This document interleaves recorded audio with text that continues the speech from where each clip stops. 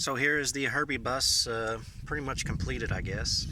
I retrofitted all the RC stuff, added a light kit, which you can see the blinking.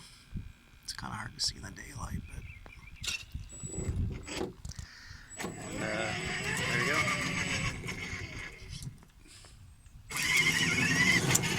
I also added a Bluetooth board.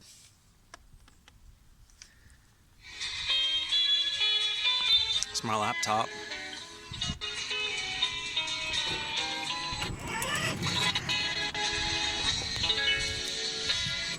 Batteries are getting low, that's why it keeps cutting out, but